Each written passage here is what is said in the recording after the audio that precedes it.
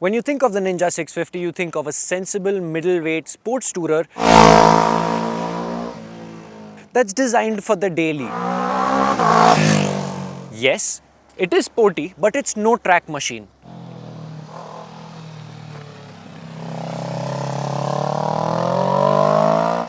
However, what I've been riding today is pretty much what a ZX6R could be if you took a Ninja 650 and tried to get as close to it as possible. And the price will surprise you.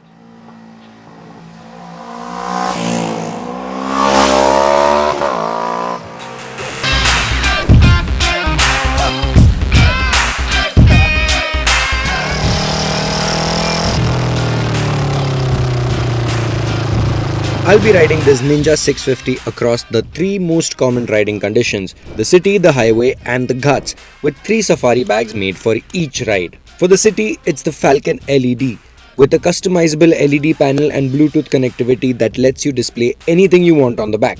On the highway, I'm using the Hulk. With a massive 50-litre capacity, it can easily carry 3 to 4 days of luggage, making it ideal for long trips. And for the ghats, there's the Asfer Neo, a practical, spacious, everyday bag that's also easy on the wallet. But before we get riding, let's take a look at what this Ninja 650 has under the skin. Time to talk about the heart of the beast. The 649cc parallel twin is liquid cooled with 8 valves and pushes out 68 horsepower stock. However, now with a full system titanium exhaust and a BMC air filter, we expect it to be making much more because it feels super gnarly compared to the rather linear motorcycle that the Ninja 650 actually is. However, we want to know, what do you think? How much power do you think is this Ninja 650 pushing out? Let us know in the comments down below. When it comes to purely aesthetic changes, there are very few, like this TST tail tidy, the TST indicators and the TST rear lights. However, if you pay more attention, you can really notice all of the performance mods, like the K-Tech front fork cartridges and the HEL steel braided lines, the Pro Brake adjustable clip-ons and domino grips, Bonamici Racing adjustable rear sets, a K-Tech Razor R adjustable rear monoshock, and last but not the least, a full system titanium exhaust from Akrapovic. And if you think this is where it ends, you'd be sadly mistaken, because there's a lot more on this bike. It gets RNG frame sliders, an Evotech radiator guard, Puig paddock spools and GB Racing engine case covers. There's an easy grip traction pad, a Brembo 19 RCS Corsa Corta master cylinder paired with Brembo SR brake pads, along with a rapid bike racing controller and quick shifter. Power goes down through JT sprockets and a DID chain, while grip comes from Metzeler M9RR tyres. The total cost of the build, a whopping 9 lakh rupees.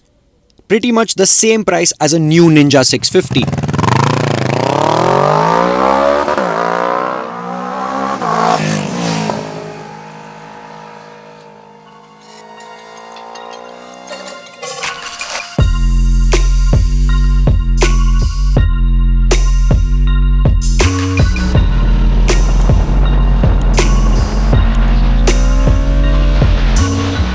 The first thing that stands out is the way this bike delivers its power.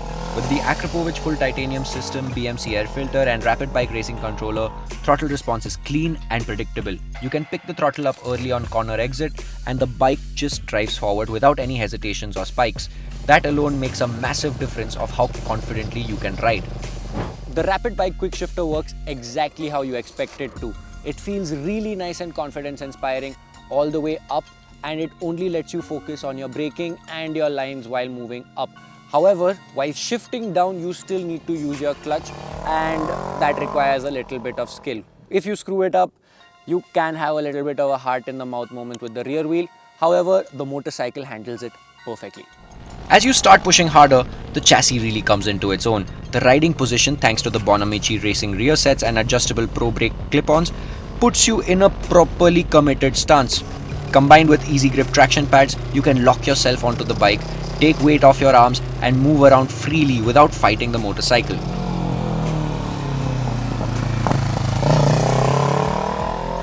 Mid-corner stability is excellent. The K-Tech rear monoshock keeps the bike settled as you carry lean and feed the throttle back in. Direction changes feel sharper but never nervous. The bike feels balanced, and that balance is what gives you the confidence to keep pushing lap after lap. The Metzeler M9RR tires are a great match for this setup. They warm up quickly, offer strong predictable grip, and communicate clearly as you approach their limit. You're never guessing what the tires are doing, and that's exactly what you want on a track day. What else do you not want to be second guessing on a track? The brakes.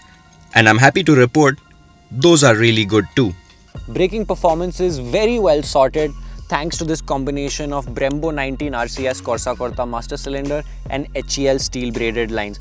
All it takes is a single finger and just a little bit of braking in order for you to drop anchor like a ship. It's super confidence inspiring and it doesn't skip a beat ever.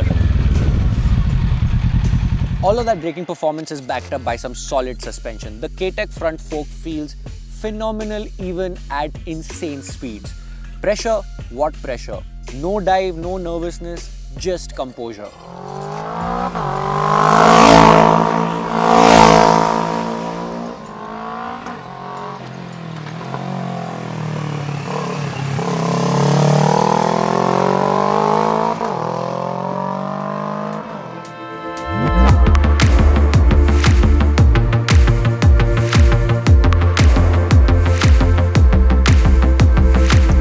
Now, even though this is very much a track-focused build, it's still worth talking about the reality of living with it.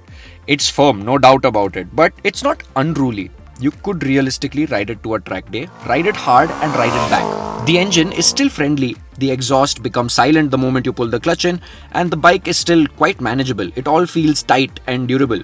There's no rattles from anywhere and nothing feels fragile or temperamental. And I'm going to be completely honest, most people who enjoy carving canyons as part of their lifestyle would happily compromise the in-city comfort for a solid setup that instills confidence. The one place that has been compromised is the rider's triangle.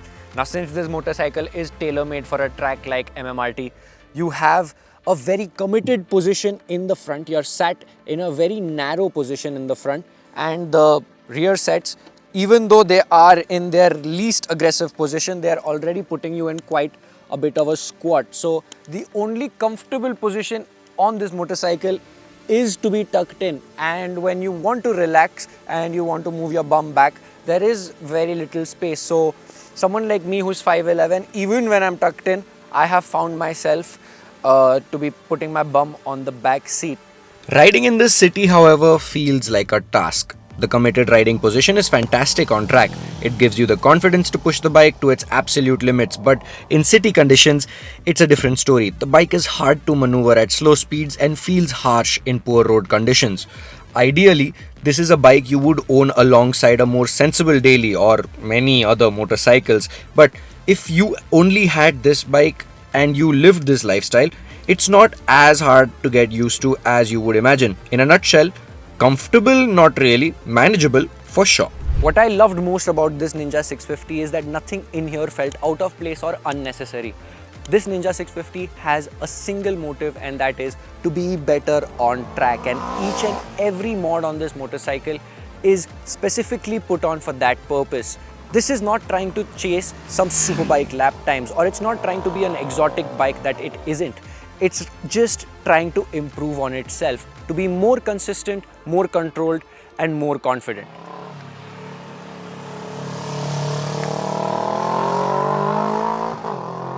If you're an amateur trying to look for a track motorcycle, this is exactly what you want from it: to be controlled, to be poised, and to be able to be used as a tool for you to improve lap by lap. And this definitely is forgiving enough for you to keep learning.